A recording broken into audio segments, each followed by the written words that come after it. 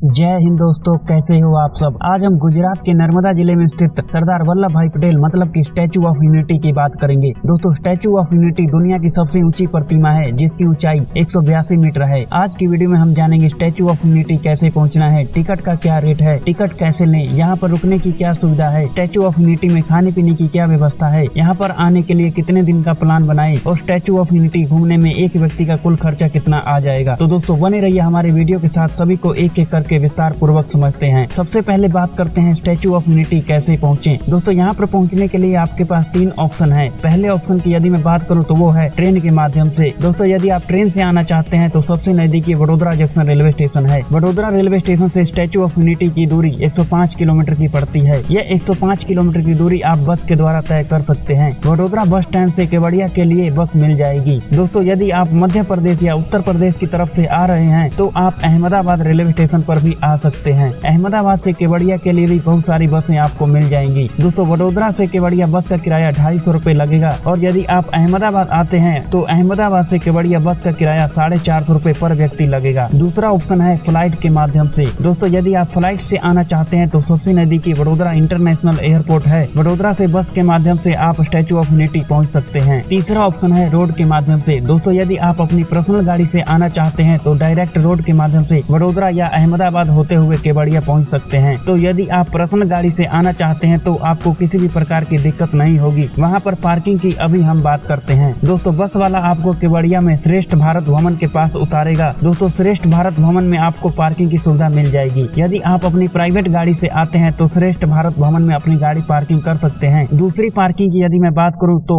जो कि केवड़िया में ही पड़ती है, जिसका नाम है वैली ऑफ फ्लावर पार्किंग। दोस्तों, यह भी बहुत बड़ी पार्किंग है। यहाँ पर यदि हम रेट की बात करें तो यदि आप 4 व्हीलर से आते हैं तो 180 रूपए एक दिन का होता है और यदि आप 2 व्हीलर से आते हैं तो 2 व्हीलर का बिल्कुल फ्री पार्किंग होता है। मतलब कि 2 व्हीलर से किसी भी प्रकार का किराया नहीं लिया जाता है। दोस्तों, वैली ऑफ फ्लावर पार्किंग से स्टैचू ऑफ यूनिटी की दूरी 2 किलोमीटर की पड़ती है और यदि आप श्रेष्ठ भारत भवन में पार्किंग करते हैं या आप यहाँ पर बस से उतरते हैं तो यहाँ से स्टैचू ऑफ यूनिटी की दूरी 5 किलोमीटर की पड़ती है। अब यहाँ पर प्रश्न यह आता है कि यह 5 किलोमीटर की दूरी या 2 किलोमीटर की दूरी तय कैसे करेंगे। दोस्तों, यहाँ पर फ्री बस की सुविधा मिल जाएगी जो कि पार्किंग एरिया से स्टैचू ऑफ यूनिटी तक आपको पहुंचा देगी। लेकिन यदि आपने ऑनलाइन टिकट नहीं निकलवाई है तो आपको 30 रूपए देना पड़ेगा। मतलब कि यदि आप स्टैचू ऑफ यूनिटी के लिए ऑनलाइन टिकट निकालते हैं तो उसमें बस का किराया ऐड रहता है और यदि आप ऑनलाइन टिकट नहीं निकलवाते हैं, वहाँ पर जाकर ऑफलाइन काउंटर से टिकट लेना चाहते हैं तो आपको बस की फ्री सर्विस नहीं मिलेगी, आपको 30 रूपए देना पड़ेगा। दोस्तों, वहाँ पर और भी किसी तरह की साधन देखने को नहीं मिलेगा। वहाँ पर ऑटो टैक्सी नहीं चलती है, आपको बस से ही जाना पड़ेगा। चलिए दोस्तों, अब हम स्टैचू ऑफ यूनिटी में पहुंच चुके हैं। अब हम बात करते हैं टिकट कहां से निकालें, टिकट का रेट क्या है, ऑनलाइन टिकट की क्या प्रक्रिया है। दोस्तों, स्टैचू ऑफ यूनिटी पहुंचने के लिए 2 प्रकार से टिकट मिलती है। पहली टिकट होती है एंट्री टिकट, दूसरे टिकट का नाम होता है व्यूइंग गैलरी टिकट। यदि हम बात करें एंट्री टिकट की तो एंट्री टिकट का रेट 150 रूपए पर व्यक्ति होता है और आप इस टिकट से सरदार वल्लभ भाई पटेल की मूर्ति के पैर तक पहुँचकर वहाँ का सीन और नजारा देख सकते हैं। दूसरे टिकट की यदि हम बात करें मतलब की व्यूइंग गैलरी टिकट की बात करें तो व्यूइंग गैलरी टिकट का रेट 380 रूपए पर व्यक्ति होता है। यदि बात करें 380 रूपए वाली टिकट में क्या क्या चीजें देखने को मिलेगी तो आपको लिफ्ट से सरदार वल्लभ भाई पटेल के छाती तक जाने दे दिया जाएगा। छाती तक जाकर आप नजारा देख सकते हैं। दूसरा, सरदार वल्लभ भाई पटेल के स्टैचू के नीचे म्यूजियम बना हुआ है। यहाँ पर सरदार वल्लभ भाई पटेल की बहुत सारी सामग्री रखी हुई है तो आप म्यूजियम में भी जा सकते हैं। तीसरा नजारा देखने को मिलेगा आपको सरदार सरोवर डैम का नजारा। मतलब कि यदि आप 380 रूपए वाली टिकट लेते हैं तो आपको सरदार डैम का नजारा देखने को भी मिल जाएगा। साथ में वैली ऑफ फ्लावर मतलब कि वहाँ पर बहुत बड़ा गार्डन है जिसमें बहुत अच्छा नजारा है। यदि आप फोटोग्राफी में इंटरेस्ट रखते हैं तो एक बार आप वैली ऑफ फ्लावर में जरूर जाइएगा। मतलब कि 380 रूपए वाली टिकट में यदि आप जाते हैं तो यह सभी चीजें आपको देखने को मिलेगी और यदि आप एंट्री टिकट लेते हैं तो आपको सिर्फ स्टैचू ऑफ यूनिटी का नजारा देखने को मिलेगा। दोस्तों, यहाँ पर अब यह प्रश्न आता है कि हम ऑनलाइन टिकट कैसे निकालें। दोस्तों, इस वेबसाइट पर जाकर आप ऑनलाइन टिकट निकाल सकते हैं। दोस्तों, आप ऑनलाइन टिकट निकाल कर ही स्टैचू ऑफ यूनिटी जाइए। ऑफलाइन टिकट के भरोसे मत रहिए क्योंकि वहाँ पर आपको लाइन लगाने में परेशानी होगी और यदि लाइन लंबी है तो आपका समय खराब हो जाएगा। तो बेटर यही रहेगा कि आप ऑनलाइन टिकट लेकर ही जाइए। अभी हम बात करेंगे जहाँ जहाँ हमें घूमना है वहाँ की एंट्री टिकट कहाँ से निकालेंगे। यहाँ पर एक इम्पोर्टेंट बात मैं आपको बताना चाहूँगा। यदि आप स्टैचू ऑफ यूनिटी जाना चाहते हैं तो 2 चीजों का आप जरूर ध्यान रखिएगा। पहला, सोमवार को आपको बिल्कुल भी भी प्लान नहीं बनाना है, क्योंकि सोमवार को स्टैचू ऑफ यूनिटी बंद रहता है। यहाँ पर सोमवार को साफ सफाई का काम होता है, इसलिए सोमवार को बंद रखा जाता है। दूसरा, आपको सुबह 9 बजे से शाम 6 बजे का ही टाइम मिलता है, तो इसी टाइम के बीच आपको जाना होगा। चलिए दोस्तों, अब हम बात करते हैं स्टैचू ऑफ यूनिटी जाने के लिए सबसे अच्छा समय कौन सा रहेगा। दोस्तों, स्टैचू ऑफ यूनिटी पूरे साल खुला रहता है,